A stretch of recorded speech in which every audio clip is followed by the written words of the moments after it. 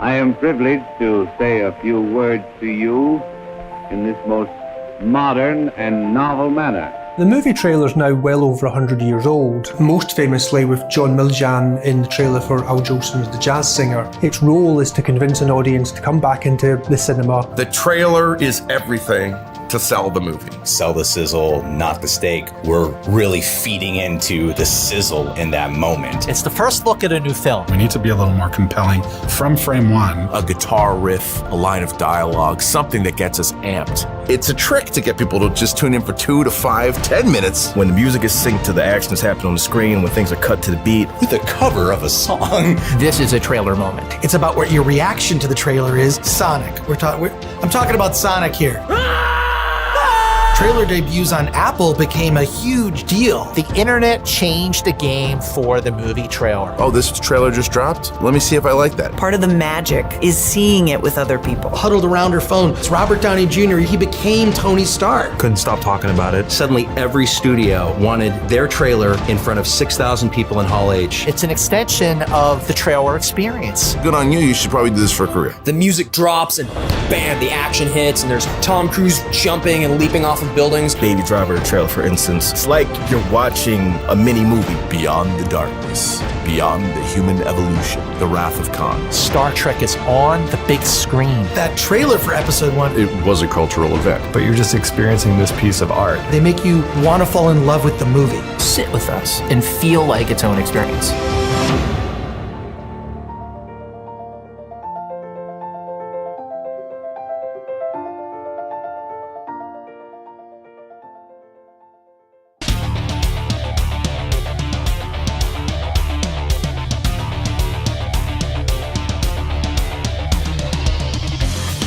Well, greetings and salutations, everybody. Welcome to the best damn movie-related show on the planet Earth, the John Campea Show, coming from right here on my YouTube channel. I'm, of course, your host, John Campea, and it is an awesome honor and privilege, as it is every day, to have you, my international friends, gather around as we talk about our favorite things in the world, movies, movie news, some TV, streaming, all sorts of good stuff. And I hope you guys are having a fabulous start to your day. Now, listen, guys, we do have a lot of things to talk about here, so we're going to move through some stuff pretty quick. But before we get to that stuff, a couple of house cleaning items.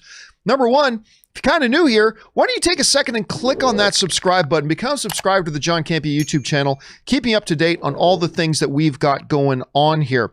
Also, we want to remind you guys that if you can't always be in front of a YouTube video, maybe you're driving, maybe you're at work, maybe you're at the gym, don't worry, we've got you covered. There is the audio version, the John Campea Show podcast edition. You can go and subscribe to that on your favorite podcasting app of choice. We even do open mic now as a weekly exclusive for the podcast fee. So go on over and use your favorite podcasting app and subscribe to the podcast feed.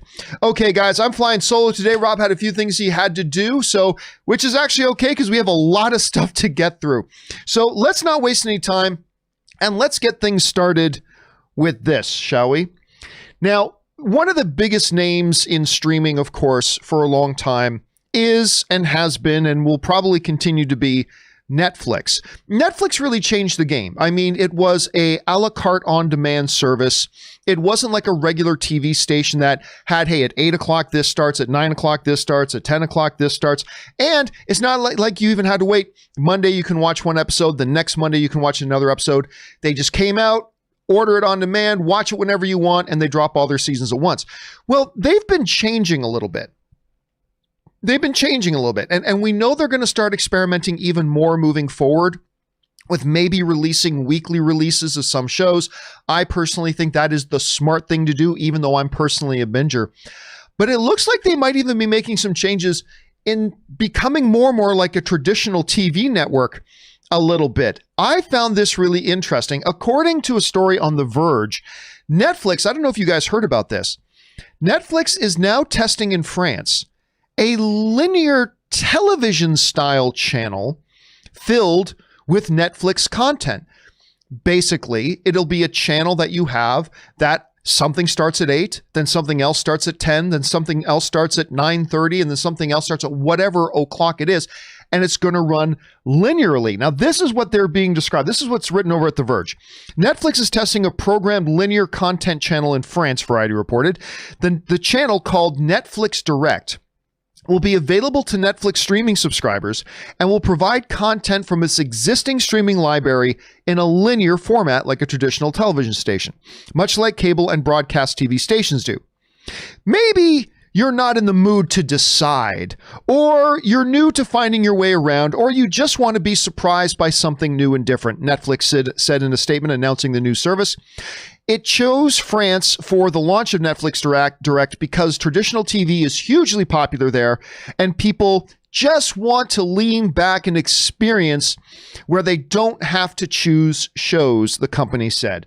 So this is fairly interesting. Again, this is kind of what was old becoming new again in a sort of way. So they're going to go linear. Now, listen, with all the streaming that's out there right now, right?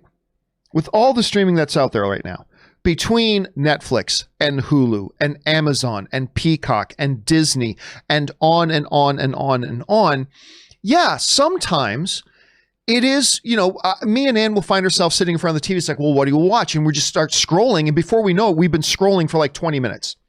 We still haven't decided on what to watch, but we've been scrolling for 20 minutes. Maybe something like, I don't know, popping on a regular station to see what's, but I've got TV for that. I've got YouTube TV. Maybe you still have cable. Maybe you use Sling. Maybe you use DirecTV, their internet streaming option, but we have that already.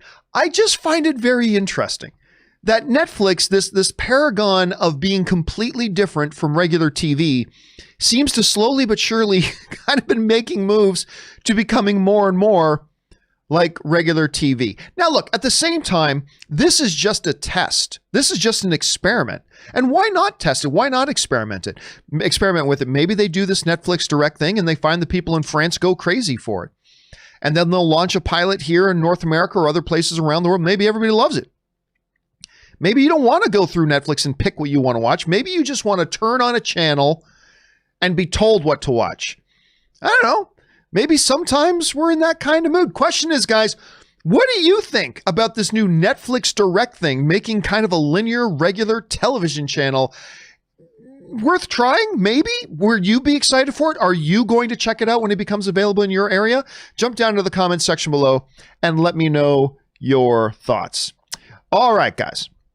With that down, I got one more thing off the top to talk about, and that is this. Some of the very best comic book, maybe it's more accurate to say superhero content that's out there right now, isn't mainstream comic book content.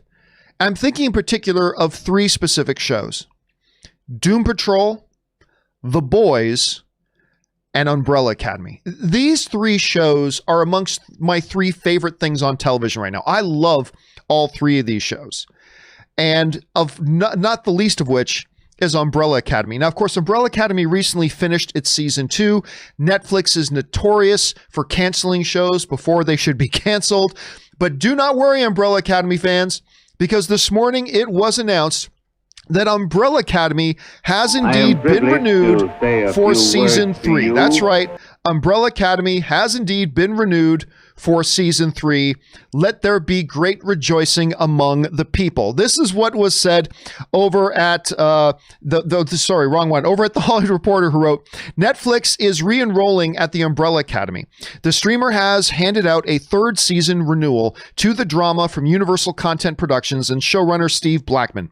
Production on the next batch of 10 episodes will begin in February in Toronto. This is huge. This to me is absolutely huge. And really, it shouldn't be surprising, because when you actually look at what's going on with Umbrella Academy, their numbers have been really terrific. Let me just zoom in on this a little bit. Sources say We'll go from here. Sources say season 3 was a given as the show was rumored to have scored a 2-year renewal after its strong debut. Netflix, which does not release traditional viewership data, said 45 million member households worldwide watched at least 70% of one episode of the first season. Season 2, which debuted on July 31st, their numbers we've heard went up, topped Nielsen's weekly streaming charts for the week of August 3rd through 9th, with U.S. viewers watching more than 3 billion minutes of Umbrella Academy's first 2 seasons. All right. Umbrella Academy. I love this news. I love this news because I watched Umbrella Academy season 2 and I loved it. I thought it was great. And it was a terrific ending. For you, those of you who saw Umbrella Academy season 2, you know the ending, the kind of cliffhanger ending they had was absolutely fantastic. I loved it. But I remember watching it and seeing this ending and feeling excited for a moment and then catching myself and going, don't get too excited, Campea. Just because the show is great doesn't mean Netflix is going to keep it around. And yes, I remember there was whispers and rumors that Netflix had actually greenlit 2 additional seasons after the success of the first, but I hadn't read or heard of anything really backing that up in the time since, right? And so I just didn't know. I didn't know. Until this morning, they're doing a season 3. This show is absolutely fantastic because like some other shows, like The Boys, and although, those 3 shows I keep talking about, Doom Patrol, The Boys, Umbrella Academy, they are such wildly different shows from each other, but they share one very common trait. They take extremely relevant and important and deep, real issues and topics and wrap them up in this container of a superhero genre fare that is really entertaining, really engaging. And then by the time the episode's done, you realize, wow, that was some actually really deep stuff and some really important stuff that they got into while telling this superhero story. It's fantastic. And all 3 of them do it, not the least of which Umbrella Academy. I love this news. I'm excited that Umbrella Academy is coming back for season 3. Question is, guys, what do you think of this? Are you relieved like I was? Maybe it's no surprise to you. Maybe you fully expected to be back for season 3. Maybe you doubted considering Netflix's track record. They did just cancel the Dark Crystal for F's sakes. Anyway, what do you guys think about this? Jump down into the comments section below and let me know your thoughts. Okay, guys. With all that down out of the way, let's now get into our main topics today. And how do we select our main topics here on the John Campea Show? Well, it's really rather simple. You see, you guys come up with them by going anytime that you come across a big story or topic that you think we should have as a main topic here on the John Campea Show, head on over to www.thejohncampeashow.com/contact. Once you guys get there, you're going to see a form. Fill it out with your topic or question. It's totally free. Hit submit, and then maybe, just maybe, you might see your submission featured as a main topic here on the John Campea Show. With that down, let's get into main topic number 1. And our first main topic today gets submitted to us by Jason Frey Rhymes with Rye, writes, I read an article in The Wrap that George Stephanopoulos' rep is working to have George be the next host of Jeopardy. I understand this is show business and that the show must go on, but this feels wrong that George Stephanopoulos is advocating for this job so soon after Alex Trebek's death. In fact, I think it's sort of disgusting. Can't he wait a few weeks? How long of a pause is proper before you replace a host or actor/actress who has passed away? All right, thanks a lot for sharing that, man. And yeah, listen, we talked about it yesterday a little bit on our companion video. But of course, the great good Canadian kid, Alex Trebek, one of the Mount Rushmore icons of game shows forever and ever and ever, amen, of course, tragically passed away. Now, I was actually quite surprised when I heard, because even though we knew he was ill and that he was battling for whatever reason, and I can't explain why, I had it somewhere in my head that he was like fighting the good fight and that he was still in pretty good shape. I don't know why I thought that, to be honest with you. But when Anne and I, who were out, looked down at her phone and then looked up at me and said, Alex Trebek passed away. I was surprised. I was really surprised. Okay. So Jeopardy is still there, and Jeopardy is still a show. And like the person who wrote in the question said, there are reports going around that George Stephanopoulos, who is very much in the family over there at the network with ABC, that he's a huge Jeopardy fan. He was a huge fan of Trebek, that he would like to fill the shoes of Alex Trebek. He would like to carry on for Alex Trebek. That's what's being said. This is the report that comes out, to be a little bit more specific about it. The Wrap writes, Stephanopoulos' agent, Alan Berger, did not respond to the Wrap's request for comment, but a knowledgeable individual close to the Good Morning America co-host denied that he was actively pursuing the role. However, the highly placed person told the Wrap that Stephanopoulos has his eye on the lucrative position and that his agent was lobbying hard at ABC, where he serves as ABC's News's chief anchor and political correspondent. Again, that comes to us from the Wrap. Okay. Alex Trebek has passed away. The question now is it okay for anybody? And by the way, I know who George Stephanopoulos is. I don't watch any of his stuff. I don't watch Good Morning America, so I have no dog in the George Stephanopoulos fight, pro or con, just so to be clear about that. I have no opinion. But with Alex passing away, it does bring up an issue that comes up once in a while.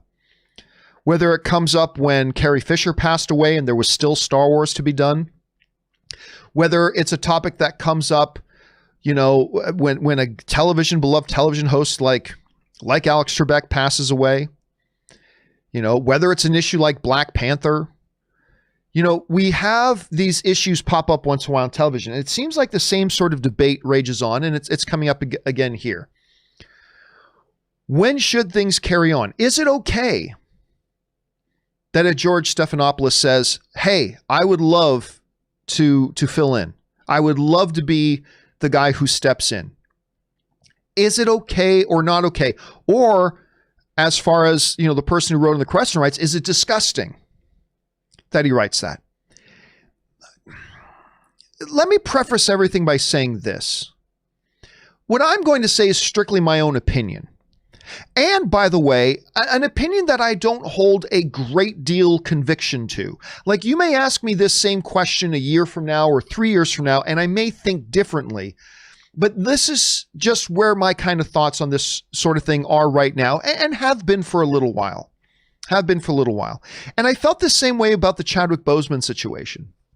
Like when Chadwick tragically passed away, about what do you do with Black Panther? In this case, what do you do with Jeopardy and the loss of Alex Trebek?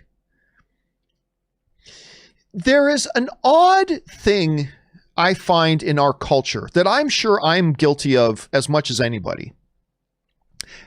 That somehow, some way, in our minds, we think of actors or television stars as being more important than everybody else. That if you're an actor, you inherently have more value than, the principal at the local high school, or the general manager at the shoe depot, or more inherent value than you have or I have.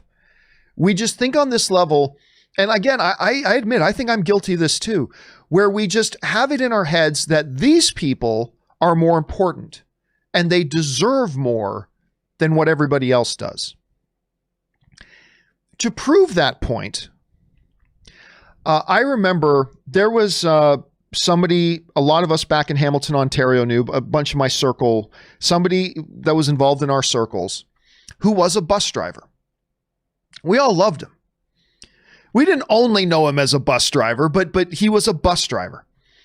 And he had driven bus in Hamilton for many years. And, in his 60s, he'd passed away. And I think it was before he retired. At any rate, he passed away. Do you think that they stopped running the route that bus needed to drive every day? Did they shut down the public transportation system for the day? Did they say, hey, I know people got places to go, but I'm sorry, the Upper Ottawa bus line can't run for a few weeks because it would be disrespectful to have another bus driver come in and drive the bus? No, of course not. Nobody thought it was disrespectful to have another bus driver now step in for him and take over.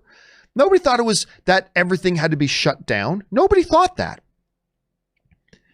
You think also, in Oakville, Ontario, there's this big Ford plant, Ford Motors. There's this huge Ford plant. Guy works in there for 20, 30 years, beloved by everybody, all of his coworkers, blah, blah, blah. Maybe he works on the floor, whatever. He passes away. Do they shut down the Ford plant for 3 or 4 weeks? Do they not have somebody else come in and take over their position? Of course they do. Of course they do. But for some reason, we hold actors on a much higher regard, on a much higher level. And so we think when an actor who has played many roles and at many different times in their lives, if that actor passes away, no one else should play that role. Shut that thing down. No one else should, because it would be disrespectful to that actor for anybody to, heaven forbid, carry on. I don't buy that. I've honestly never bought into that line of thinking. Like, even when the beloved Carrie Fisher, who was one of only 2 celebrities that ever passed away that actually brought me to tears, was when Carrie passed away. But I still don't wrap my head around this idea that, no, it would be disrespectful to Carrie Fisher to hire another actress to come in, pick up the ball, and carry it for Carrie Fisher now that she can't anymore. She can't carry the ball across the goal line. Let's pick it up for her. And let's carry it across. Let's get in another actress. I'll be quite frank with you. I was really surprised to see how much, passionate anger there was at the idea that somebody else could play the role. Ultimately, The Rise of Skywalker suffered because of that decision not to bring in another actress. But let's face it, Rise of Skywalker had many problems. That wasn't the biggest problem of The Rise of Skywalker. There were several and there were many.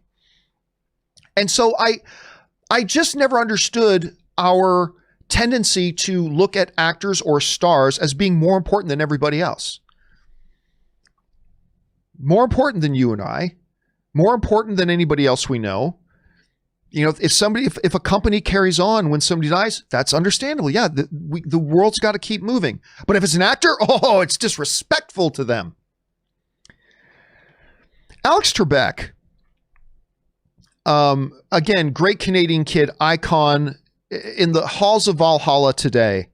But I just can't imagine that Alex Trebek would want this show that he built. I mean, let's face it, he built this show to now suddenly go dark, and that he wouldn't want somebody ready to step in and take over for him and to carry on his legacy and to carry on his work. I don't know. And listen, the reality is today, the executives of Jeopardy have to think, they have to do their jobs. Like, to me, the executives of Jeopardy today have to do their jobs. And their job now is to start thinking about the future of the show. And a part of thinking about the future of that show, at least it seems to me, is who's going to pick up the baton for Alex? That's got to be part of their job. That they have to do their job. And part of that job is, what is the future of this show? And if you're going to think about the future of the show, you got to ask, who picks up the baton for Alex and keeps carrying it?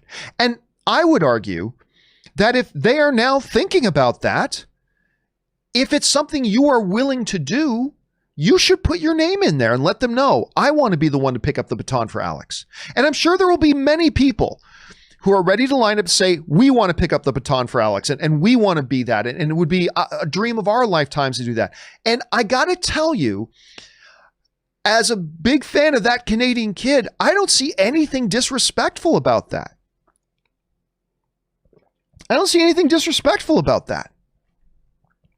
I just think the world keeps turning, and we honor and we remember and we pay homage and we do all of that while the world keeps turning, just like in everything else in life, regardless of when it's a star. And, you know, I had some really good discussions with fans and other fans, I should say, when Chadwick Boseman passed away. And there was this there still to this day remains this real feeling that they shouldn't do Black Panther anymore. They shouldn't have T'Challa anymore. If you want Black Panther, it has to be a different Black Panther. Can't be T'Challa. And to me, that I think is very backwards thinking. T'Challa is too important of a character. And guess what? Chadwick Boseman played a lot of roles in his career. He was a damn good actor. And he played a lot of great roles. Are we going to say nobody should ever play James Brown again? Should Jackie Robinson never be portrayed again because Chadwick Boseman did it? Or do you take that great work that Boseman did and you carry it on? To me, the answer is simple. But again, it's interesting how we put stars on a higher pedestal because look, who is more important to Black Panther? Chadwick Boseman, who came in a few years ago, auditioned, got the role. Or Stan Lee? Who is more important to Black Panther?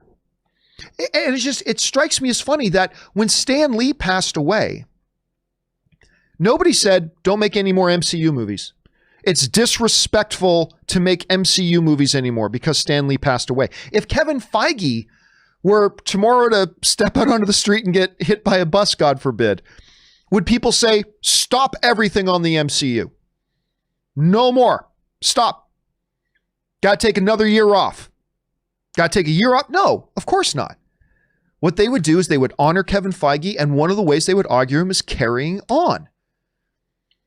And so, I don't know. And again, let me just reiterate that this is kind of how I feel about this right now, but it is not necessarily like this die-hard, deep with the deepest of deep convictions that I hold on to this, but it's just something that kind of thing. So personally, I see nothing wrong with George Stephanopoulos stepping forward and say, hey, if you're thinking about who picks up the baton for Alex, I would like to be considered for that.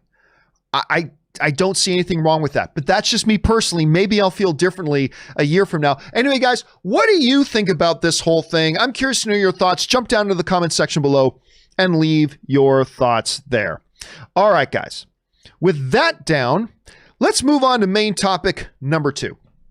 And our second main topic today gets submitted to us by Abhinav. I believe it's Abhinav. And Abhinav writes, hey, John and Rob. Rob's not here today, unfortunately. Bloodshot got a sequel confirmed. It seems so surprising because it felt like the Valiant Universe attempt failed with Bloodshot being a very average and COVID affecting the box office. What do you think caused the studio to greenlight a sequel, and what do you think of the film? All right, thanks a lot for sending that in. And for those of you who may not know, right before full lockdown happened, Vin Diesel had this movie, this comic book based movie called Bloodshot. And look, you got to understand, I love me some Vin Diesel. I am a unapologetic Dieselite. I don't know that I just made up a word. Nobody calls themselves Dieselites. I will though, a Dieselite. I love me some Vin Diesel. And I am here to tell you that Bloodshot was awful. As a self-professed Dieselite, I'm here to tell you Bloodshot was a whole lot of awful. It's like, oh dear God, let this end. I'm watching this movie. I'm just like, please let this end soon. Please let this end soon. Now, yes, the first movie was quite bad. I think it's got a very generous, like 30% on Rotten Tomato. And again, I think that's generous. I think that 30% it's got on Rotten Tomatoes is generous. But it's got like a 30% of Rotten Tomato, and worldwide, it made like $35 million. Now, you have to take that with the grain of salt that we were at the very beginning stages of the pandemic and everything was about to shut down and it had its theatrical run cut short and all that kind of stuff. But I'm not going to lie to you. I don't think it was going to do much more. I mean, it would have done more than 35 million. But I don't think it was going to do a lot more because it was not good. The trailers didn't do it any real favors. And I just don't see it as have been a big success.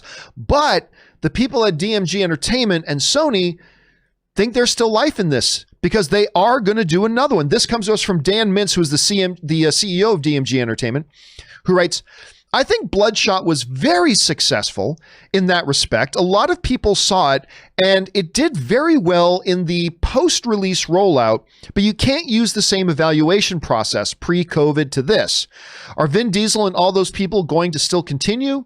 Yes, because it did so well and the response to it has been so well. It's just that the response has been in a non-transparent environment as opposed to a transparent environment like box office numbers.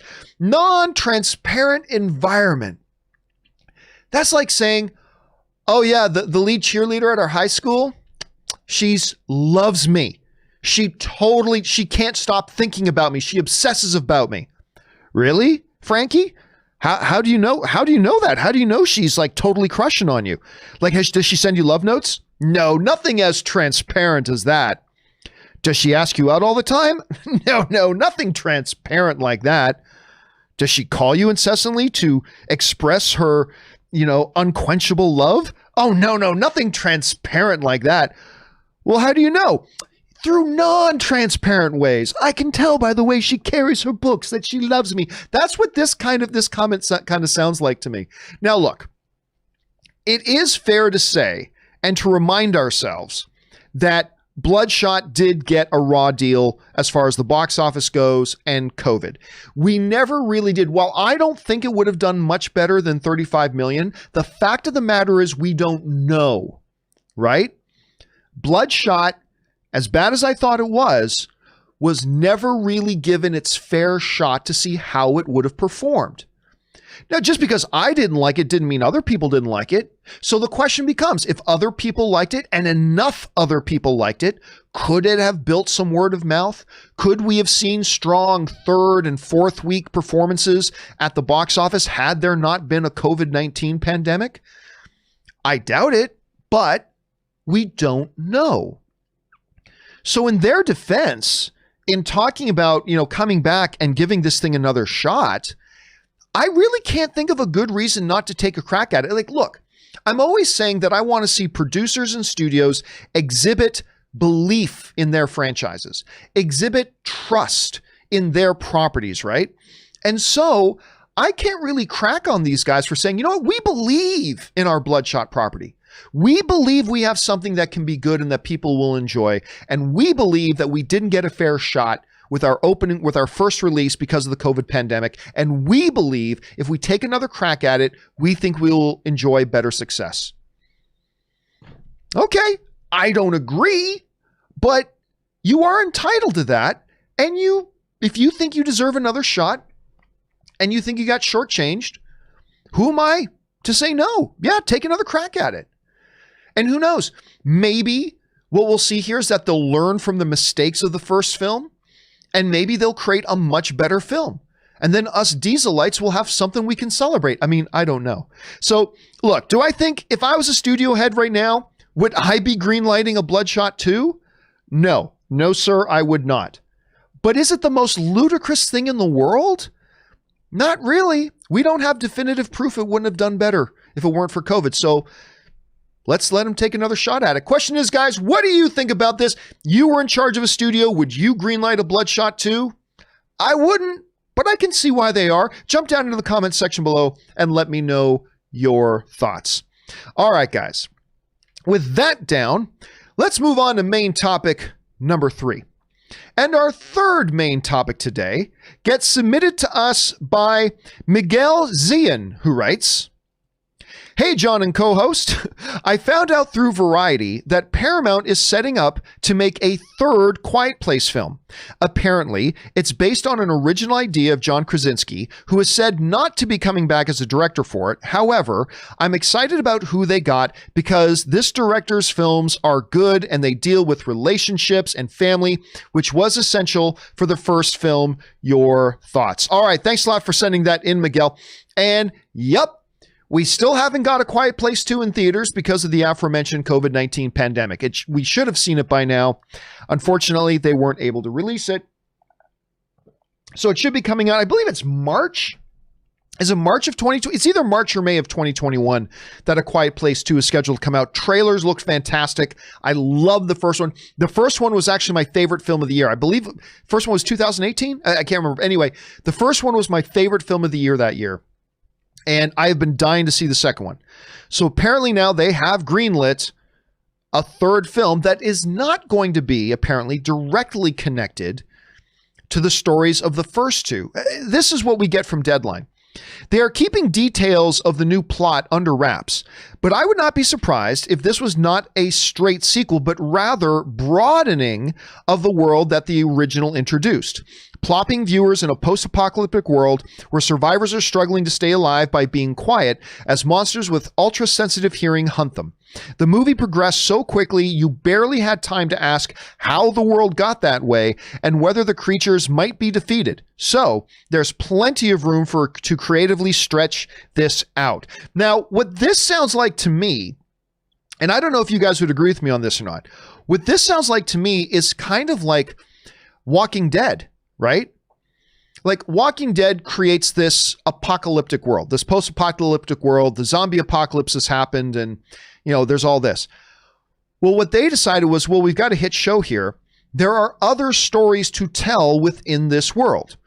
And so we get like the web shorts and we get Fear the Walking Dead. And apparently we're getting a movie or a mini series about Rick apparently is going to be coming. And there's another spin-off series coming apparently after the main show finishes its last season.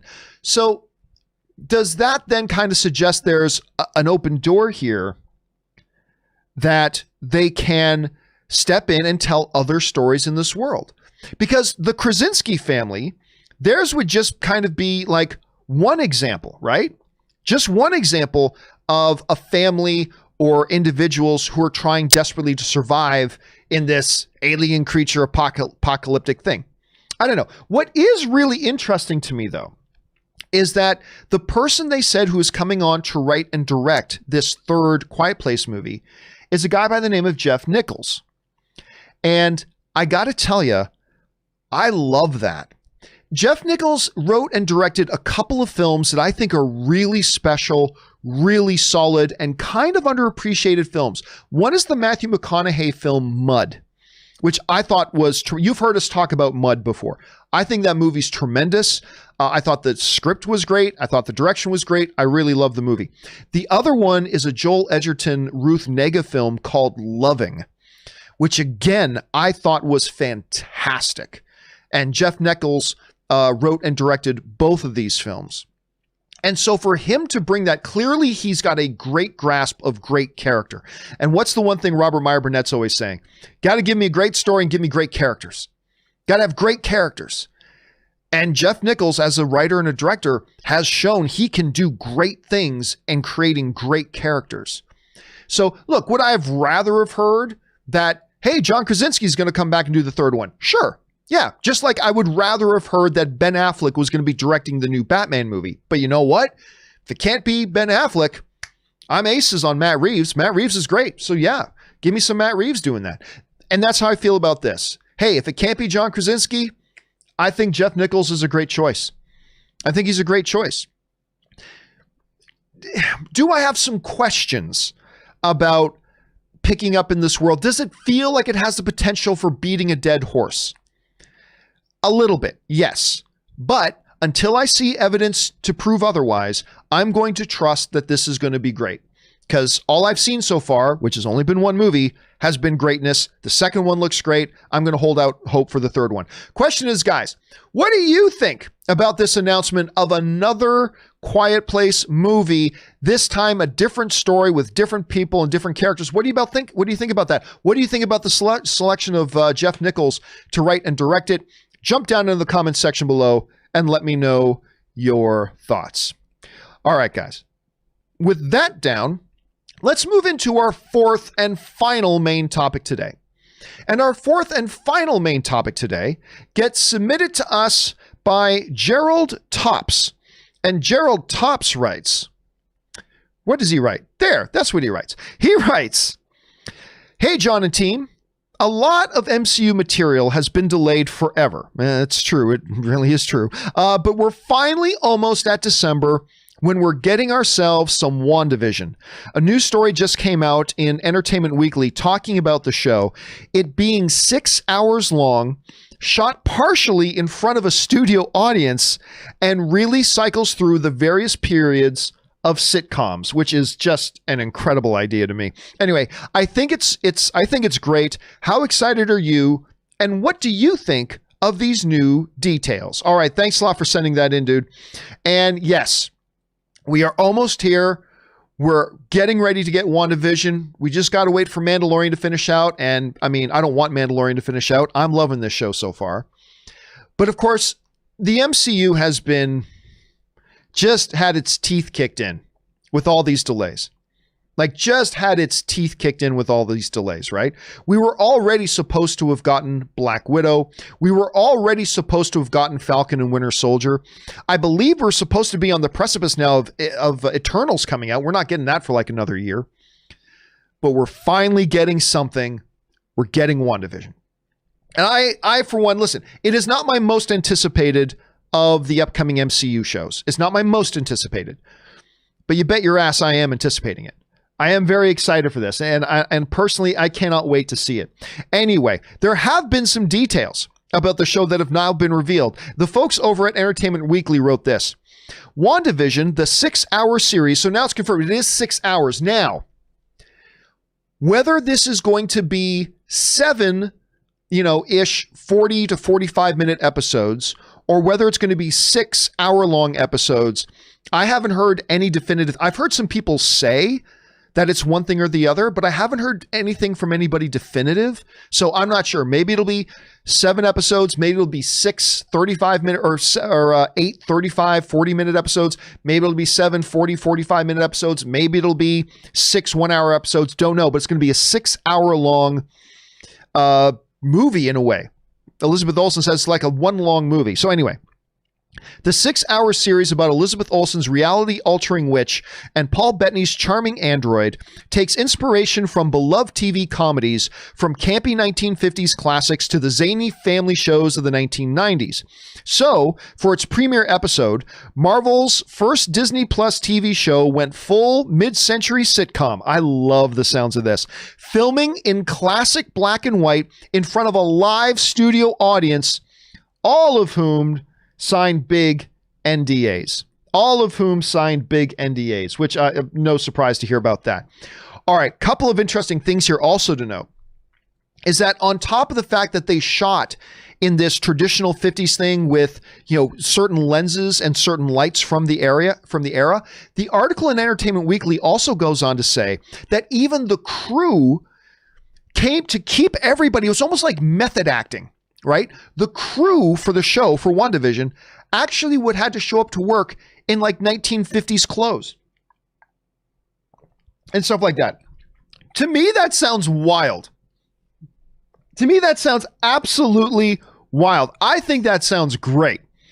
I would have loved what I wouldn't have given to be there on set and to be like in that studio audience and having like them using old cameras with these big old-fashioned lights and actually seeing the crew dressed up in 50s gear. And apparently they like executed the show from the article. Again, it's a very long article over at Entertainment Weekly. I highly recommend you go over and check it out. But apparently like Paul Bettany and Elizabeth Olsen, they played it like a 1950s like sitcom. They had to do it live in front of an audience. They practiced their entrances and their exits, and they did all this stuff, and they really got into the spirit of it. And I think, I don't know, but I think we're going to feel that authenticity. I think we're going to feel that authenticity. Now, one of the other things that they talk about is that they then start to cycle, which we kind of got a glimpse of in the trailers, right? We got this glimpse in the trailers that they're basically going to start then to cycle through the various eras of sitcoms and things like that, which I think sounds fantastic and like a lot of fun. So, of course, we'll go from the black and white days, which we saw. We'll go all the way up to like the 90s family sitcom kind of things. But we're also kind of go backwards, also kind of like to the more classic stuff as well, which, of course, like one of the original images that came out from the show. This, to me, sounds like a ball. It really does. It sounds like it's just going to be a lot of fun. The teasers they put out and then that full trailer they put out, I thought were fantastic. They gave us a lot to look forward to. The whole idea about it being 6 hours. How do I feel about that? Look, I know this is the one thing I'm not sure I love. And what I'm going to say, nobody's going to agree with, and that's okay. I don't need people to agree with me.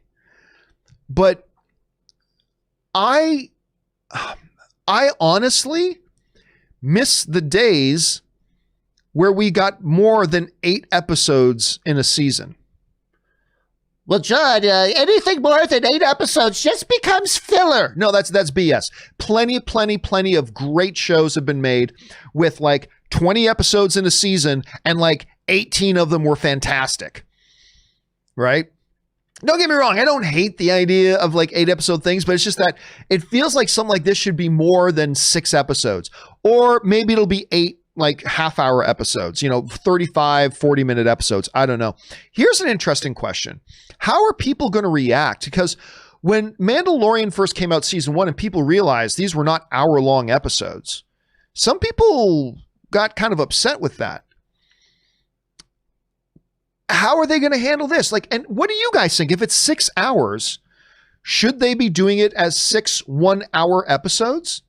Or should they break it up into 8 episodes and make it like 35, 40 minutes each?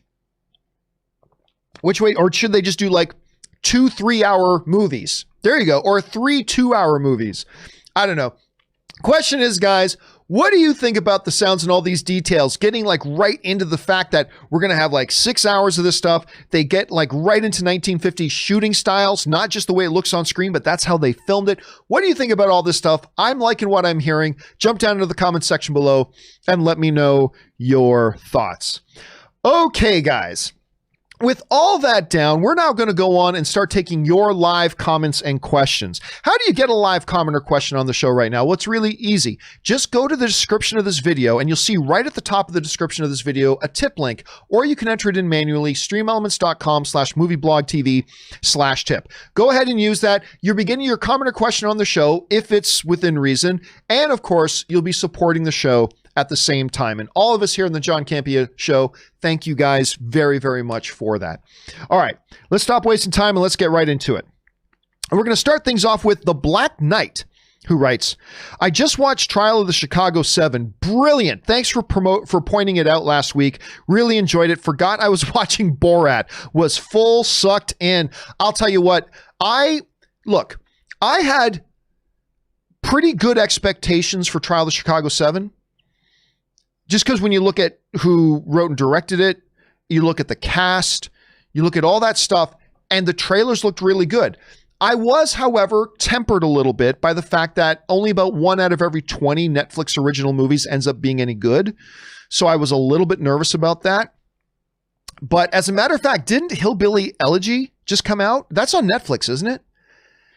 The one with Amy Adams. And we were all, and I think Ron Howard directs it, and we were all like, oh my God, this looks like an Oscar contender. Yeah, no surprise. The reviews just came out for that one today, and apparently it sucks. And everybody's trashing it. They're saying it's Ron Howard's worst film. Netflix original movie. Go figure. Anyway. So I went in with good but tempered expectations for Trial of the Chicago 7, but it's my favorite movie of the year. I adore it.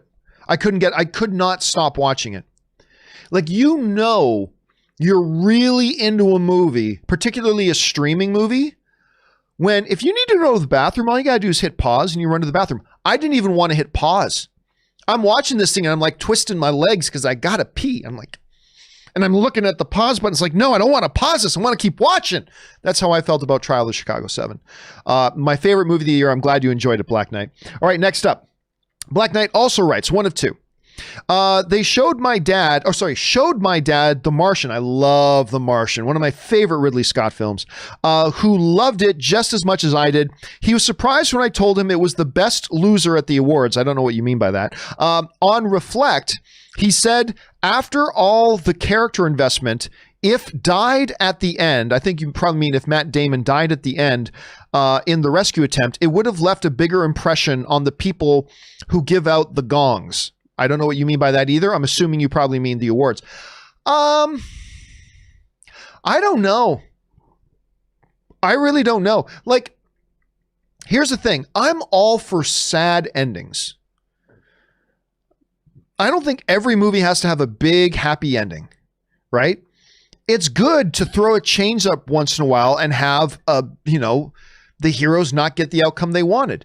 Infinity War is a great example of that. The bad guy wins. Infinity War, as its own standalone movie, it's a movie where the bad guy wins at the end.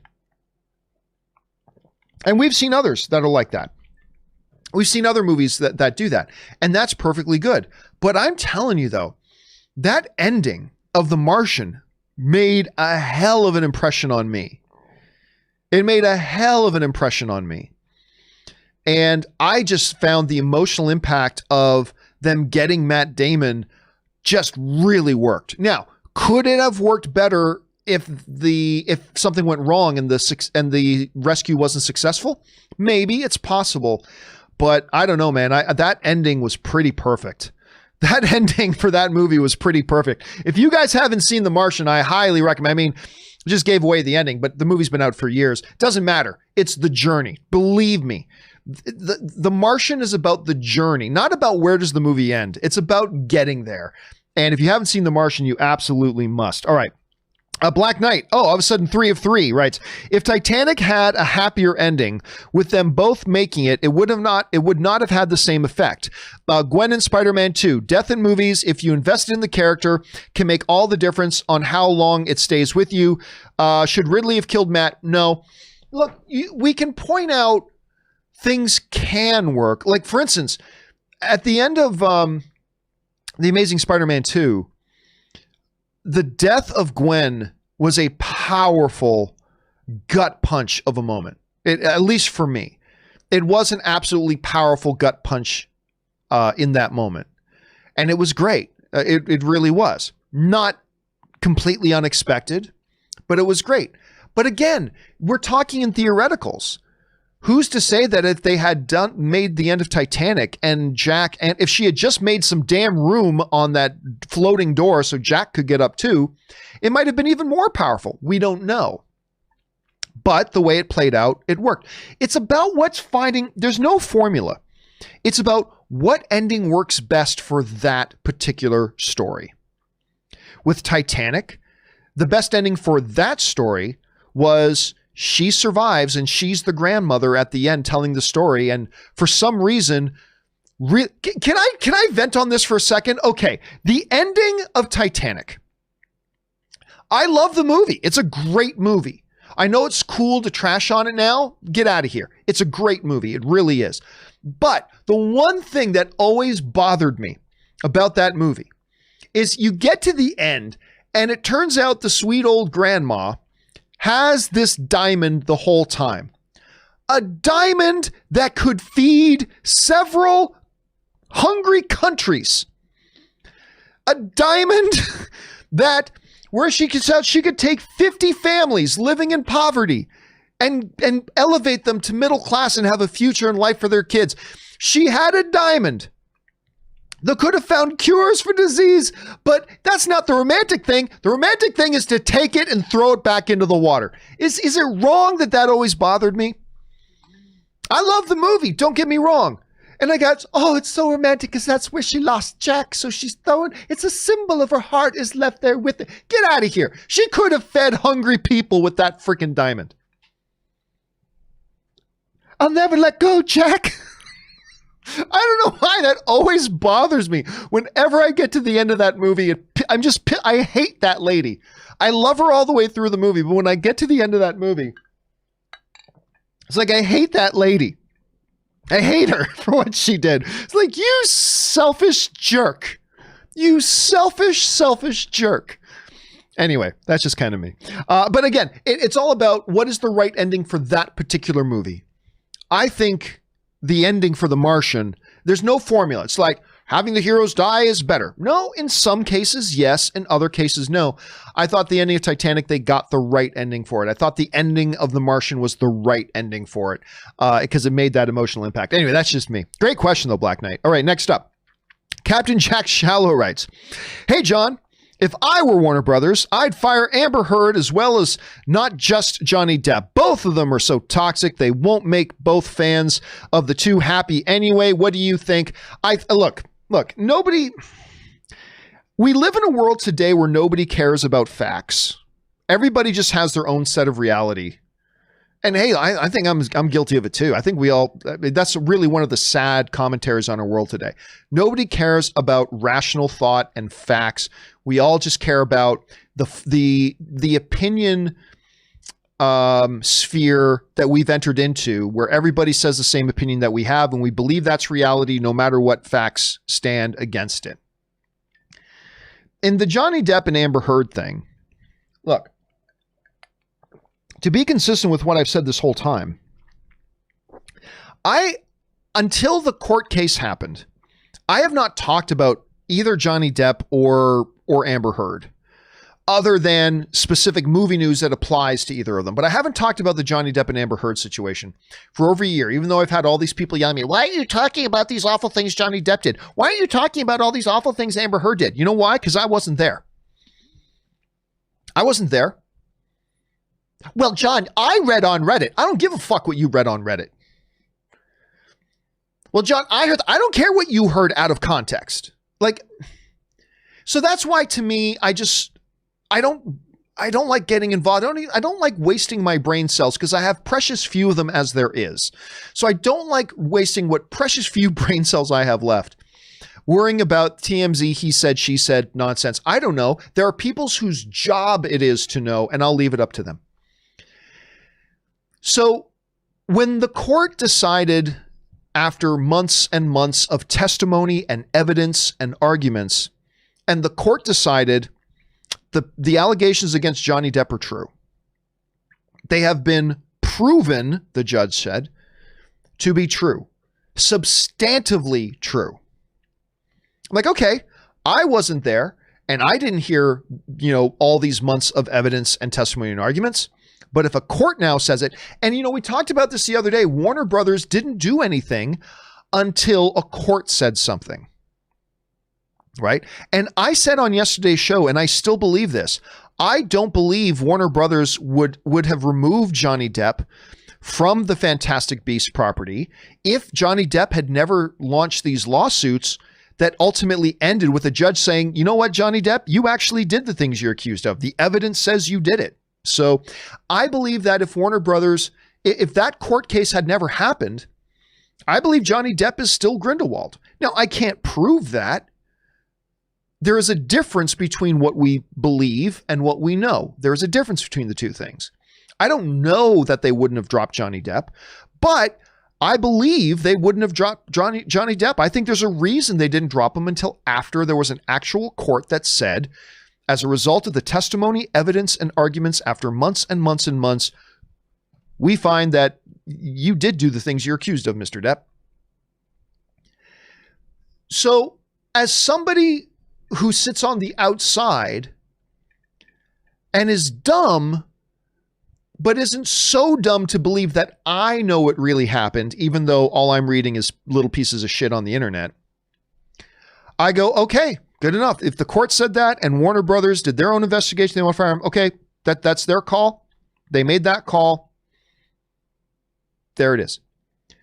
But if I'm going to be consistent with that I didn't really think that Warner Brothers should fire Johnny Depp in the absence of a court saying that he did anything wrong, then I have to be consistent with that and say, until a court says that Amber Heard did something wrong, I don't care what I've seen on the internet. I don't care. I'm not in a courtroom for months and months and months hearing evidence and testimony. So look, right now, no, I don't think they should fire Amber Heard, because before the Johnny Depp trial came to a conclusion that Johnny Depp brought against those folks, if you had asked me, do I think they should fire Johnny Depp right now? I would have said, I don't think so, but I don't know the facts, but no, I don't think so right now. So if I'm going to say that about Johnny Depp, I've got to be consistent and also say that about Amber Heard. Until a court says X, X, X, and X, I don't think they should fire her. Now, where this gets interesting is that there's still another trial to come. Let's not forget that. There's an American trial to come now. The first trial was in the UK. Now there's a second trial coming in the US. And this could change everything. So yeah, if in that trial, a court and a jury say, yeah, Amber Heard committed libel. Amber Heard lied. After they hear months of testimony and see months of evidence, not little bits of shit that we see on the internet and now we think we know shit. But if they see that and go, yeah, we think there is enough substantial evidence here that suggests that Amber Heard was this, and this. If that happens, well, that changes everything. That changes everything. If the American case happens and the American court says, no, Johnny Depp, we think the evidence and the testimony and the arguments all prove that you did do these things you're accused of, well, then that really seals it. So I don't know. Like me personally, I said after the first one, and I'm going to maintain this, I'm not going to really fully form my own opinion until after the second trial happens. I'm cool that Warner Brothers did. I have no problems that Warner Brothers did. But yeah, I think so. Getting back to your question, Jack Shallow, if this second trial happens, and I think there's a chance Johnny Depp withdraws it after the disaster that happened with the UK one, I think there's a possibility he just drops the case. But if the second trial happens and the court comes back saying something different than the UK court did, well, then I'm going to change my answer to that. Then I'll probably say, you know what? Yeah, court's now saying that Amber Heard did this, this, this, and this, in which case, yeah, I think she should be fired too. But listen, right now, that's a Zack Snyder decision. Zack Snyder's got her in, apparently in the Snyder Cut reshoots that he's doing. And Warner Brothers is going to have to figure that out too and whatever. But yeah, if the American court comes back and says Amber Heard is guilty of something, something, and something, I will agree with you. But we'll see. We'll see. I don't know what's going to happen. All right, next up. The Great One writes, Wayne Gretzky, I finally watched the second Mamma Mia movie and was somewhat pleasantly surprised. I noticed that the three fathers played spies/assassins in other movies. Colin Firth in The Kingsman and Tinker Tailor Soldier Spy, Pierce Brosnan in Bond, and Skarsgård in Crook Rogue. I've never known how to pronounce that. By the way, how young does he look? You want a little, go look up Skarsgård in that movie. Go look up clips of him in that movie. It's staggering. Like you're just not used to seeing him that young. Anyway, and Ronan. By the way, I was also very surprised how much I like Mamma Mia 2. It really was. I mean, I remember Ann and I came out of the AMC Burbank 16 when we saw that, and we got in the car and we just started putting on ABBA music. I never put on ABBA music. When do I turn on ABBA music? Answer, never. But I came out of that movie and probably for a full week, I was listening to various ABBA tunes. It was really fun. Yeah, it's not the cool thing to say, but yeah, Mamma Mia 2 was really fun. I enjoyed it quite a bit. All right, next one. Jesse writes, I still don't get why people have a problem with Batfleck killing people. In Batman 1989, Keaton's murders a lot of dudes, from throwing that thug off the tower to literally blowing up Ace Chemicals that was full of henchmen with zero remorse. Oh no, I know. Look, the debate is always going to come up, but the true bottom line answer is this. Batman will kill somebody in self-defense. It has been established in the comics. There is precedent in the comics of him doing it and accepting it. There is plenty of precedent in other incarnations of Batman in all the movies. Like, again, I might be wrong, but I think it's Mr. Sunday Movies did this great Batman murder count, like of all the Batman movies, going all the way back to the Tim Burton ones, all the way through the Christopher Nolan ones and onward. Batman killed people all the time. And I brought up panels of comics before showing Batman talking about, yeah, I kill people in self-defense. Now, granted, that being said, there's also a lot of iterations of Batman in the comics where he has this very hard no murder code, but that isn't a core part of who he is, because there's been plenty of times when he hasn't been that. And so I have no problem if Zack Snyder in his Batman iteration says, this Batman, like the Tim Burton Batman, like the Christopher Nolan Batman, will kill some fools if need be. I have no problem if Zack Snyder says, I want to incorporate that into my Batman as well. I would also have no problem if Zack Snyder decided that, oh, this Batman we're doing in Batman versus Superman, he absolutely, no matter what, will not kill somebody. Okay. I would have been fine with that too. But he chose to go one way, and there's plenty of precedent for it. So now it's cool if you don't want your Batman to kill in self-defense. That's fine. But I reject this idea that period, end stop, Batman does not kill. Sorry, the facts say otherwise. In the comics, in the movies, in all the movies, and today. So you can have a preference, and that's fine. You can make an argument why you think it is better for Batman to not kill and take over that iteration of Batman. That's fine. Nothing wrong with that. I'm all for it. But I'm also all for somebody like Zack Snyder going the other direction. But anyway, that's just me, Jesse. All right, next up. An anonymous viewer writes, hey, John.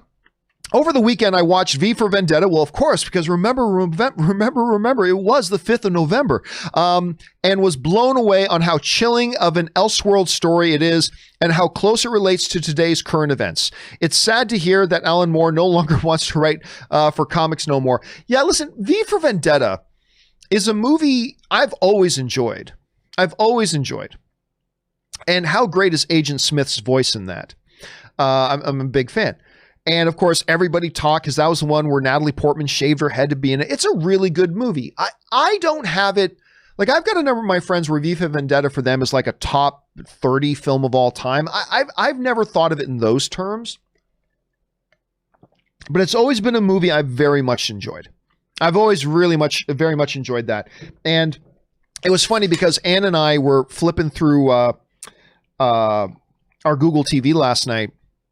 And it's like some stuff like trending now. And on the trending now thing was V for Vendetta. It's like, why is that trending? And I explained to her the 5th of November thing. But anyway, I should watch it again. I haven't watched that in a good 2, maybe 3 years. I should probably watch that again soon. Anyway, I'm glad you enjoyed it, Anonymous.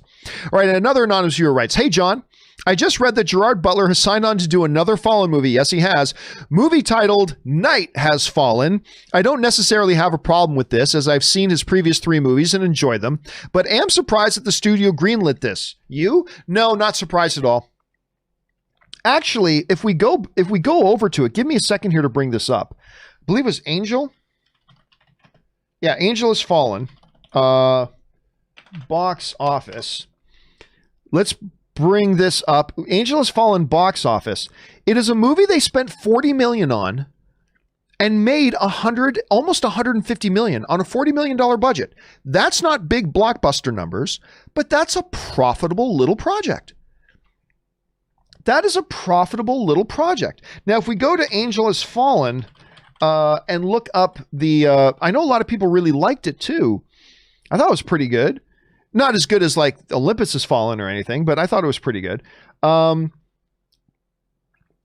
Yeah, not great critic ratings, but guess what? It got like a 93% verified audience. Remember, Rotten Tomatoes, they now have their verified audience ratings. That means they verify that the user who is submitting a rating for the movie has actually seen the movie, because they use Fandango to say, oh yes, this person did buy a ticket to that movie. They can give an opinion on this, which is a excellent advancement for Rotten Tomatoes, because user reviews are usually totally useless because anybody who's never even seen the movie can review. So I like that. But hey, people liked it. I know Rob liked it. And it made a nice little amount of money. It's a profitable little project. $40 million film, made almost $150 million worldwide. Good on you. And considering how many people like the first one, why not? Well, it's technically the third one, but considering how many people like the last one, why not do another one? Yeah, so I'm not surprised. Good on them. I hope it turns out good. I love Gerard Butler. All right, next up, Stubble McShave writes, I want to support my local movie theater, but I wasn't comfortable in going to the cinema yet.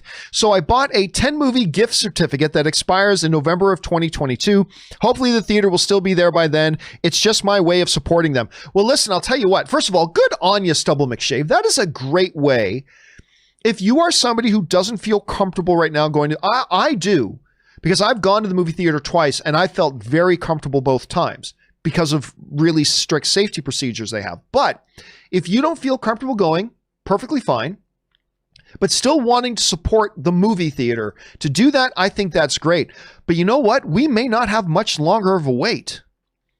You guys probably heard Pfizer, you know, the company that makes the little blue pill that makes guys go, anyway, you know, the little blue pill one that we see advertised all the time. Pfizer, the company that makes those things,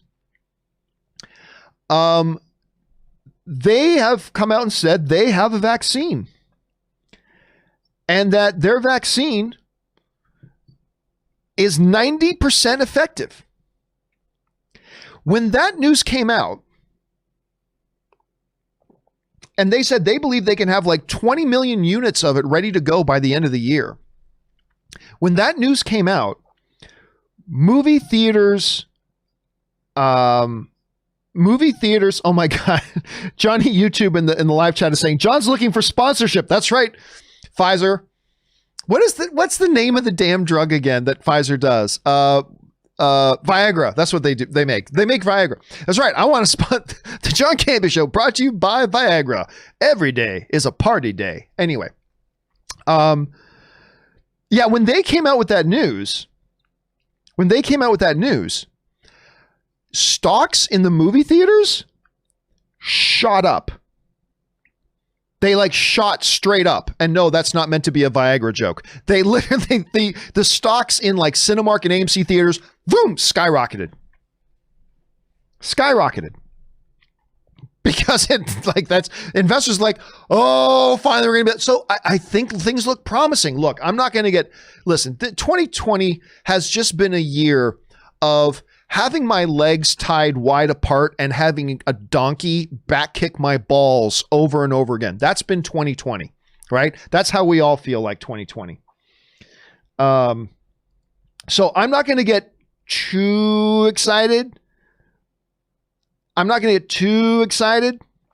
But it is at least promising, right? So anyway, good on you, Stubble.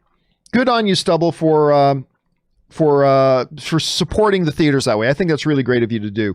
All right, next up, Willow writes, did you like the later seasons of House of Cards? I really enjoyed the first 2 seasons, but I found that the novelty had mostly worn off in season 3 after the protagonist had achieved a certain goal and the show became a lot less interesting.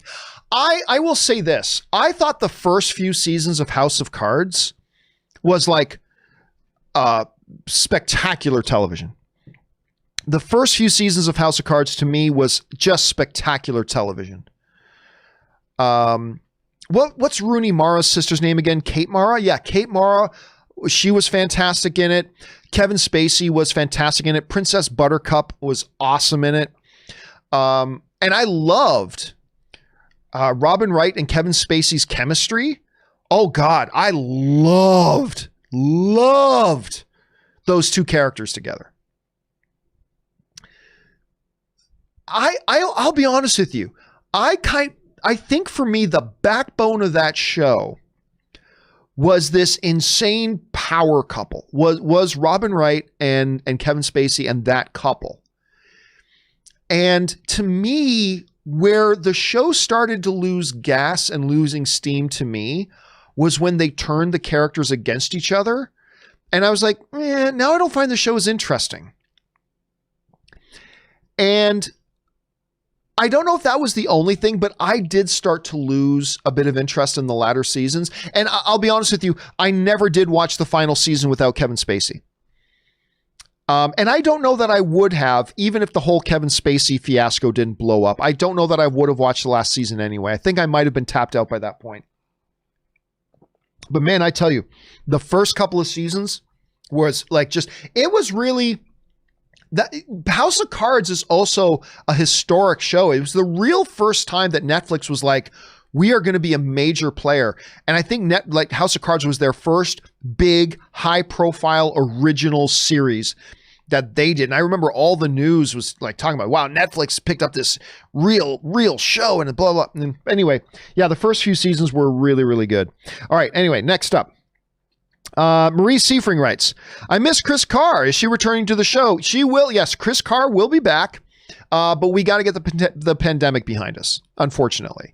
We explained this all months ago, but yes, I miss Chris Carr too. We all miss Chris Carr. I mean, No Pants Thursdays, it's great having Aaron, but I mean, Aaron and I would both tell you No Pants Thursdays just ain't the same without Chris Carr being here. So yes, look in 2021 that Chris Carr will be back. All right, next up.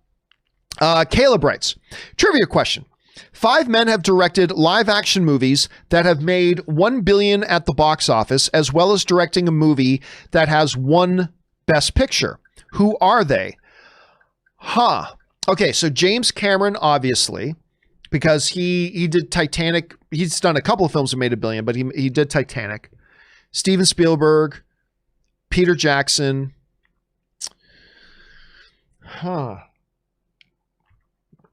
Steven Spielberg, James Cameron, Peter Jackson,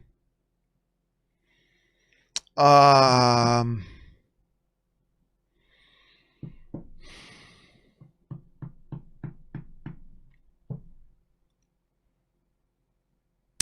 Mendes,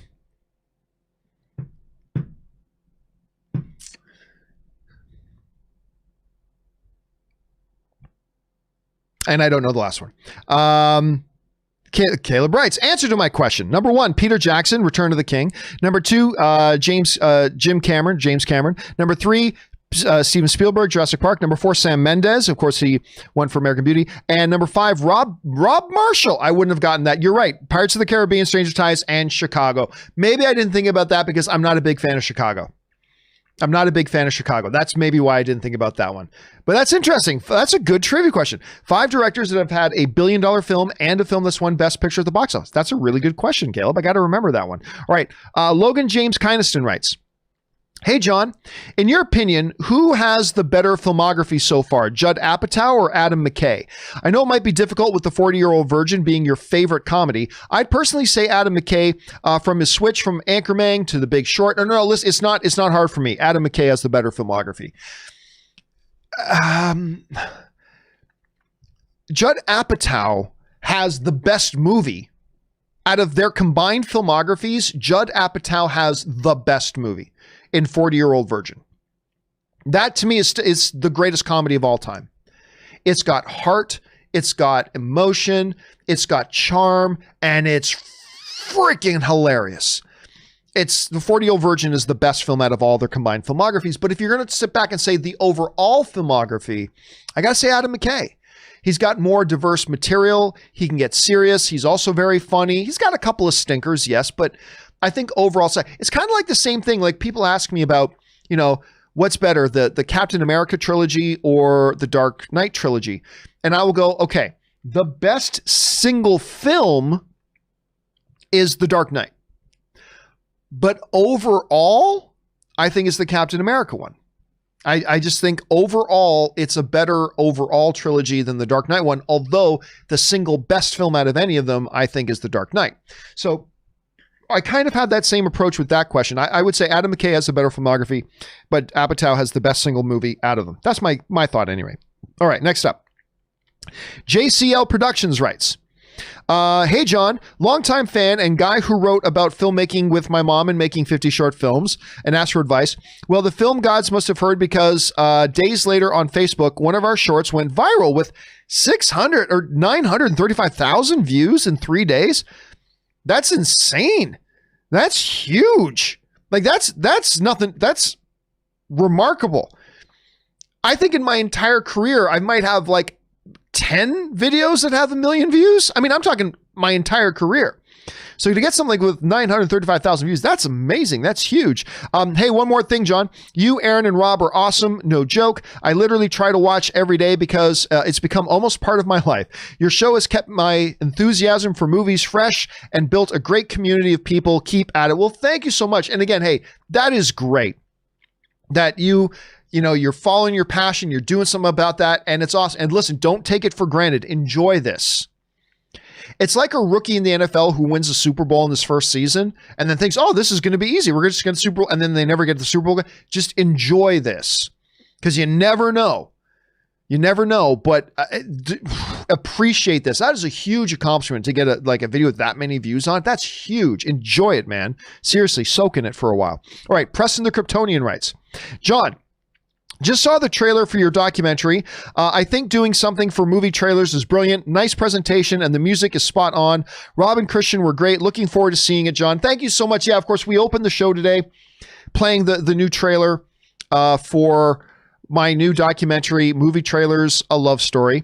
Of course, I'll give it the little plug here, bring this up. Movie Trailers, A Love Story. We played the trailer for it.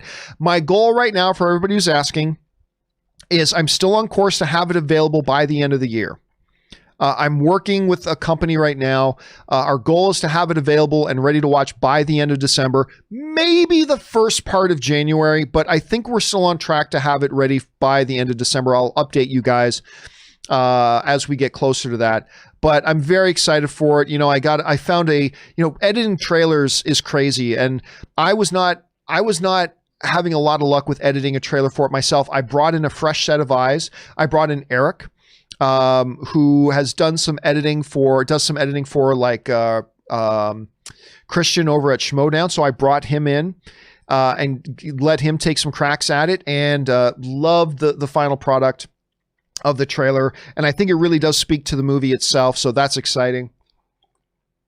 Anyway, I cannot wait to show this to you guys.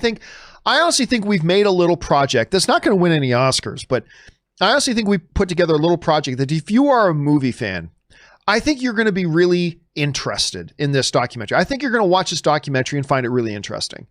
I know even though I made it, I sit down and watch it. And I'm like, I'm really interested in this, So thank you for the kind words, and I cannot wait to show you guys the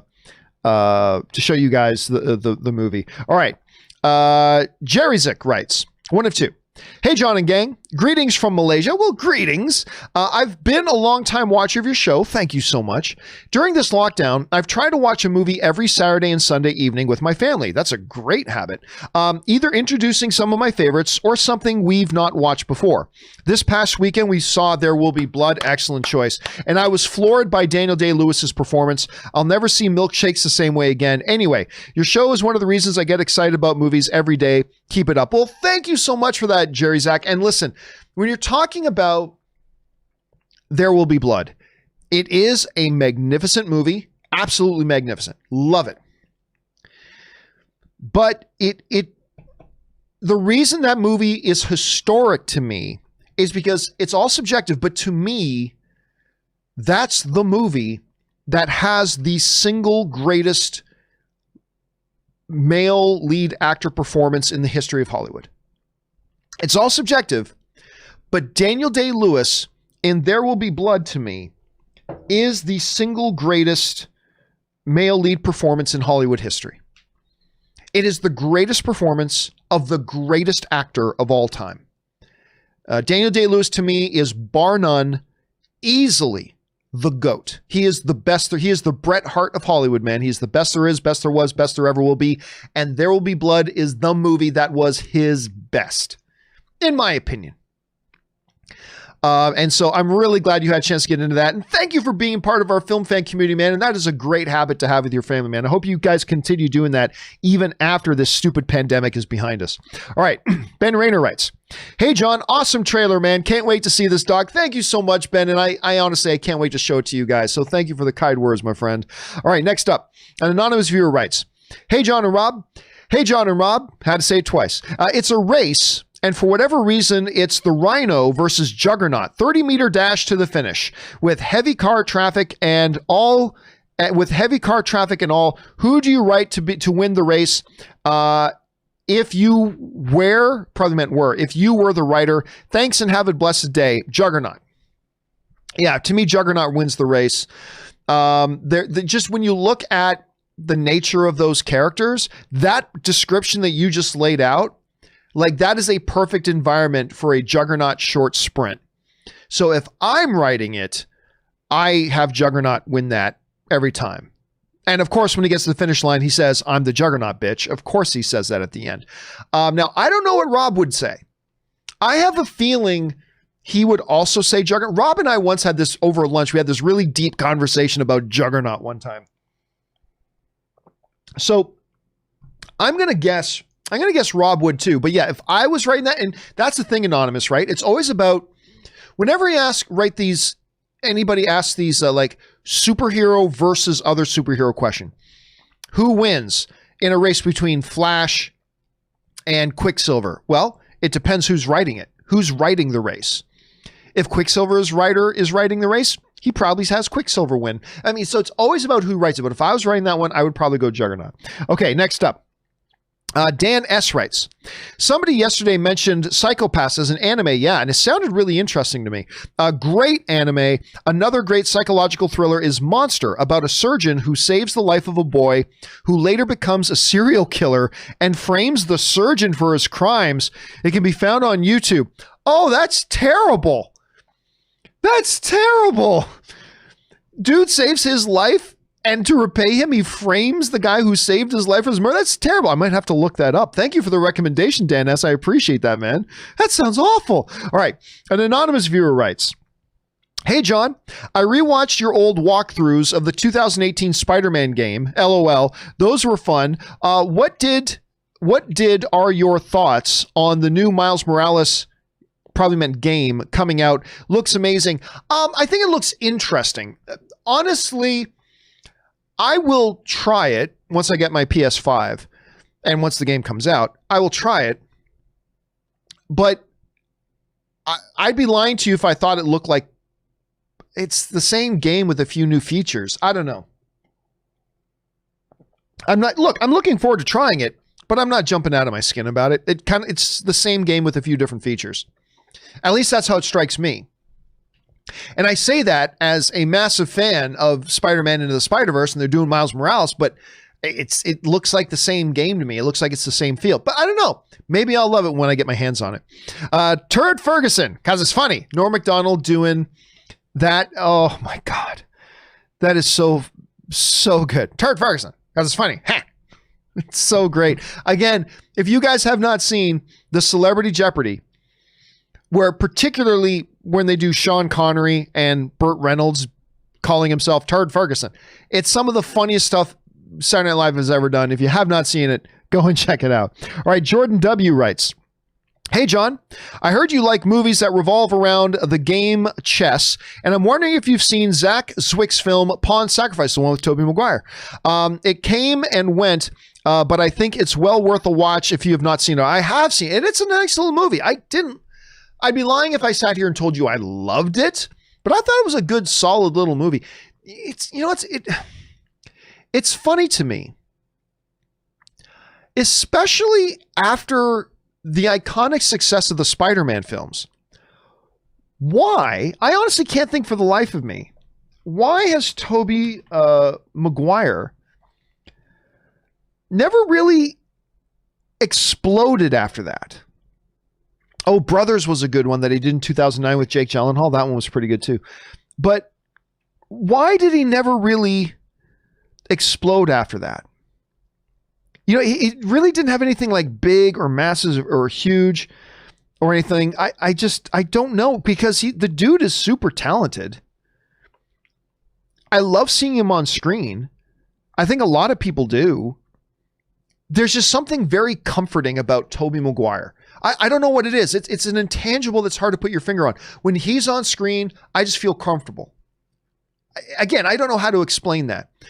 I don't know why he is not much bigger right now, but yeah, it is what it is. All right. Michael Lagrange writes, Mortal Kombat goes to streaming instead of theaters. It's for January release date. I did not know that. Really? Oh, you're asking over under 40%. Well, I don't even think the movie's done.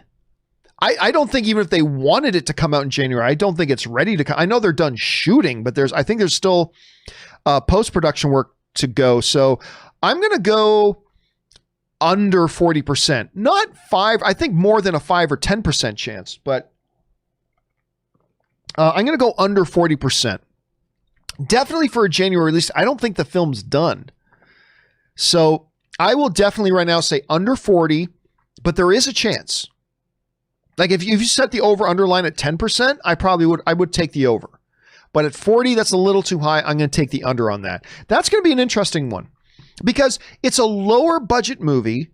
So it's one that if they wanted to put it to streaming, they could, right? It's not like this movie has, potential to be a $700 million movie at the box office. It just doesn't. So I don't know. We'll see. But right now I will take the under on 40%.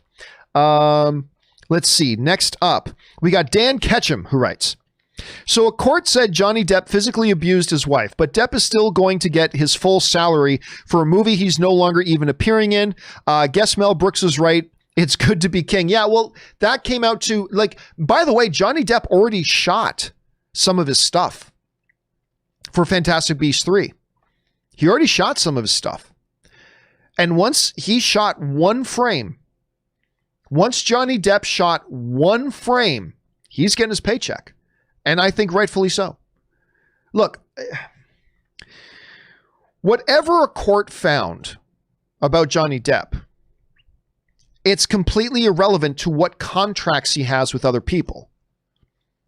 And if you and I have a contract that says, you hired me to come and fix your windows, and I'm like, okay, but day one that I show up and we sign a contract, the day one that I show up to fix your windows, you owe me $1,000. Now, day one of the window repair comes. I show up at the house to start day one of the window repair. And there's 8 days to go. But on the evening of day one, you read a newspaper story that says, I was just kicking kittens. And there's video. And the police said, yeah, we arrested John Campea because he was kicking kittens. Sweet little adorable kittens. I actually hate cats, but whatever. John Campea I would never kick a kitten. John Campea is kicking kittens, and you saw that and you were like, well, hell, I don't want no kitten kicker fixing my windows. I don't want him I'm not comfortable. I've got kittens in my house. I can't have Campea coming into my house and kicking my kittens. So, Jay, look, so you send me an email saying, don't bother coming anymore. I'm going to get somebody else to fix my windows. That's fine. You can do that. But you and I had an agreement that the moment I show up to start the job of fixing your windows, you owe me $1,000. So it doesn't matter that I was kicking kittens. You still owe me $1,000. It is the way it is. It is the way it is. And so, yes, Johnny Depp should be paid that money. Warner Brothers made the decision to fire him. He had already started showing up and started. So, yes, you can remove him. You can fire him. But you have to accept the responsibility that you did have a contract and you got to pay the guy out. So it is what it is. It may not feel, to some, it may not feel fair in the universe. Maybe. But in business and in contract, it's not always about what's fair. They owe him that money. They got to pay him that money. All right. Don't you be kicking my kittens. It's hard to say several times fast. Anyway, Derek Right. And tips in $20. Thank you, Derek, for supporting the channel on that level, man. I really appreciate that. Derek writes, morning, John and Rob. Rob's not here today.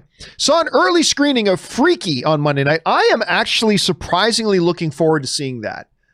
I am shockingly surprised that I'm actually really looking forward to seeing Freaky. Anyway, I went in blind, so only thought it was a horror movie. I hated the first 15 minutes, then realized it was a horror comedy, and I loved it. Tons of LOL moments. I'm telling you what, that trailer, like I had heard about the project, but I had totally forgotten about it. And then the trailer drops out of nowhere a few weeks ago. And there's Vince Vaughn in this, and I don't know why, but I ate it up. I thought the trailer was great and felt fun, and it just got me on board, and I've been looking forward to seeing. So thank you for the recommendation on that, Derek, because I've been hoping it's good, because I've had some unfortunately high expectations for it ever since I saw the trailer. So thank you for giving me your recommendation. I'm excited about seeing it. I hope Vince Vaughn is as good in it as he looks, and the supporting cast, the girl looks like she's great in it too. I'm excited for it. Can't wait. Thanks for giving me your 2 cents on that, man. I appreciate that. And again, thank you for supporting the channel, man. All right. Andrew Nathan writes, hey, John, love the show. Thank you so much, Andrew. So I got my family to watch Kim's Convenience. Sneak Attack. I love that show. And they absolutely loved it. Thanks for the recommendation. Also, I couldn't help but want Paul Sun-Hyung Lee to say, okay, see you, after the Dave saved Mando thing again. So for those of you who don't know what Andrew's talking about. So you guys who've seen the last episode of Mandalorian, there are 2 X-Wing pilots, right? One is Dave Filoni, and one you may not have recognized. The larger Asian dude, right? That is Paul Sun-Hyung Lee, or I just call him Paul Lee. He is the lead character, Appa, on the Canadian sitcom show Kim's Convenience, which I am telling you, the 2 best comedies on TV. I know Schitt's Creek just ended, but let's pretend like it just ended, so it still kind of counts. The 2 best sitcom shows on television right now are both Canadian. And I'm not just saying that as a Canadian homer. Oh, Canada. I'm not just saying that as a Canadian homer. I am telling you, these are the 2 best sitcoms on television right now. And anyway, so to see Paul Lee show up, Appa, who I've never seen in anything else, was so excited. But I tell you what, whenever Ann and I, who started watching Kim's Convenience a few months ago, and we're totally caught up with it now, whenever one of us is leaving, the other inevitably says, okay, see you. Like we just that's just what we say to each other, because that's totally an Appa thing. And dude, if he had done that, if he had gotten back into his X-Wing, nobody else very few people in the world would have gotten it. But when he was getting back into his X-Wing, if he had waved at Mando and said, okay, see you, I would have died. I would have laughed so hard. I would have been incapable of breathing and inhaling. I just would have laughed my guts out. Or if he had said, and Mando, when we leave, don't sneak attack, I also would have died. But anyway, Paul Lee as Appa in Kim's Convenience is just, oh, I just absolutely love it. All right, thanks for writing that in, man. All right, next up, Carlos Sosa writes, hey, John, I loved episode 2 of The Mandalorian, the spider creature, which reminded me of the creatures in Jedi Fallen Order. That's kind of true too. And was a great action scene. The creators definitely have a grasp on everything that Star Wars is. Okay, that was the end of it. No, hey, listen, I get it. Like, there are episodes of Mandalorian season 1 that I didn't love. There are a couple. Overall, I loved the season, but there were a few episodes I didn't like. Every episode is subjective, right? So I get that there were some people who did not love this episode of Mandalorian. Mandalorian chapter 10, Mandalorian season 2, episode 2. I get it. And that's fine. There are episodes in season 1 I didn't love, but I loved this episode of Mandalorian. I loved it. It was the most thrilling episode they've ever done. I thought it did a lot of character development, and I totally believe it planted the beginning stages of storylines that are set up for things we're going to get payoff later on. And we know that Frog Lady and her husband and her eggs are in the next episode, because in that first trailer, my buddy Kevin Rubio sent me a screenshot from that first trailer of Mandalorian season 2. where they're kind of walking in the city, in the little town square, and where he sees Sasha Banks. You didn't know it at the time, but from behind you see that he's with the frog couple, right? So clearly they planted some things. They gave us really good character development. They gave us some thrilling stuff. And again, because this is like an old Western, every episode, the journey is the story. The journey is the story.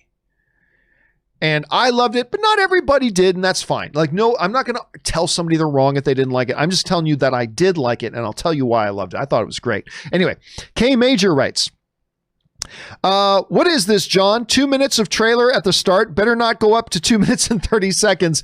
Dude, as I said on Facebook, awesome trailer. Can't wait to see the film. Your hard work comes through just in the trailer alone. Well done, sir. This is the way. Thank you so much for that, K Major. I appreciate it. And again, I cannot wait to show it to you guys. And listen, I'll tell you guys what, I am going to need your help. Like let me plug my movie for a second. When this thing comes out, I'm going to need your help because I'm not a studio. I'm not a big distributor. I don't have money to do marketing on this and stuff like that. Where I'm going to find any success with this movie is if A, you guys enjoy it. Because if you guys don't enjoy it, if you don't find it interesting and you didn't like watching it, then to hell with my movie. I mean, honestly, to hell with it. I mean, if you give it a shot and you don't like it, hey, then that's it. But my real hope for any success in this movie is that when you guys give it a shot, if you find it interesting and like it, that you will spread the word. I mean, that's totally what I have to rely on. I got nothing else to rely on. That hopefully that if you watch it and you enjoyed it and you found it interesting as a movie fan, that you will spread the word about it. And you will help me get the word out about it. And hopefully it will cascade from there. But anyway, I'm just really excited about you guys finally being able to see it. And again, you know, I heard Ron Howard once say, make movies you would want to watch. And at the end of the day, when I sit back and watch, again, my movie's not going to win any Oscars, but when I sit back at the end of the day and watch my little documentary, Movie Trailers Love Story, as a film fan, I find it really interesting. And I hope you will too. So thank you for the kind words. And I hope that when it comes out, you guys will, one, give it a shot. And then hopefully, if you enjoy it, you'll help me get the word out about it as well. Anyway, thanks for that, K Major. Appreciate that, man. All right, next up, Speedfire writes, well, my first book is on Amazon, not saying title available worldwide. Would love to send you a copy. Thank you for a bright spot in a dark year. Well, first of all, that's awesome. Believe me, as somebody who has written a book, if you guys didn't know, I wrote a novel called The Pride. Anyway, writing a novel is no small feat. Writing a book is a huge thing. And just to finish, everybody says, I'm going to write a book someday. But nobody gets their ass down in the seat, their nose in the grindstone, and actually put in the work and get it done. If you did, that is great. I do not, unfortunately, I don't accept packages from people. So there's nowhere for you to send something to me. So, but I really do appreciate the gesture and the thought, and congratulations to you. That is no small feat to get that finished. And that is awesome, Speedfire. Thanks for sharing that little victory with me. All right. Ben Rayner writes, hey, John, hope you're doing well. I am doing well. Thank you. Just wanted to let you and your fans know there's a 24-hour stream this weekend to raise money for Kevin Smets. It's called the Smashathon. Probably meant Smashathon. All different Schmodown reactors are part of it, just spreading the good word. Yeah, for you guys who follow me on Twitter, I put out a tweet about this. Now, I don't personally know Kevin Smets, right? I don't personally know him. I am just like a lot of people that I have been really entertained by him.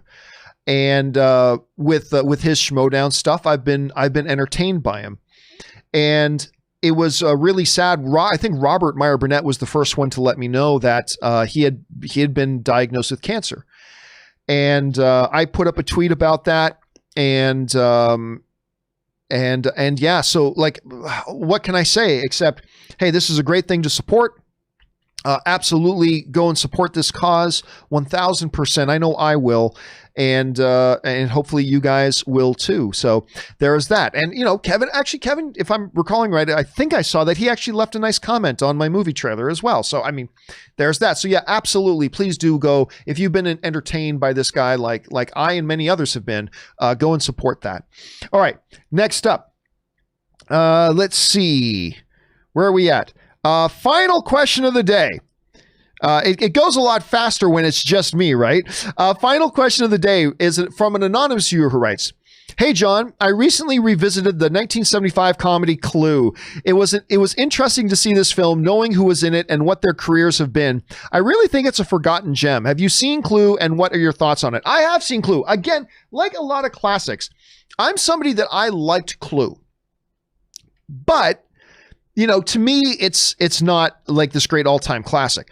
But I just watched it again recently because I don't know if you've heard me mention this, but Anne and Kaori, they are like obsessed with the board game Clue. And we literally have in my house, no joke, probably about 7 or 8 different versions of Clue. Like we have the original Clue. We have Game of Thrones Clue. We have Supernatural Clue. We have Golden Girls Clue. We have Harry Potter Clue. We have The Office Clue. We have, and there's a few others. I can't remember.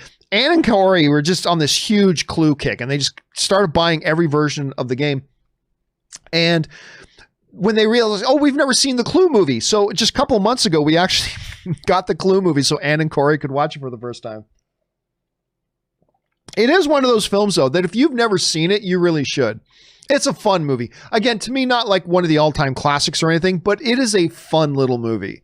And you're right. You watch a lot of these people who are, several of them are just iconic Hollywood figures now.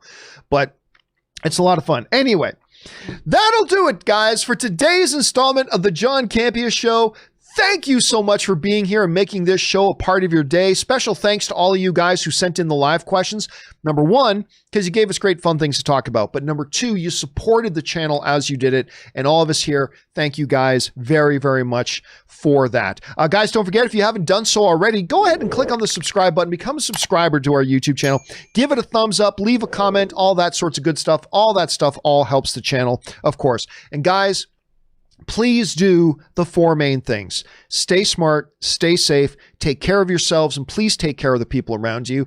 Guys, can't wait to see you guys again in here tomorrow. Robert Meyer Burnett should be back with me again for that, so I hope you guys will come back and join us as well. That'll do it for me for now, guys. My name's John Campea, and until next time, my friends, bye-bye.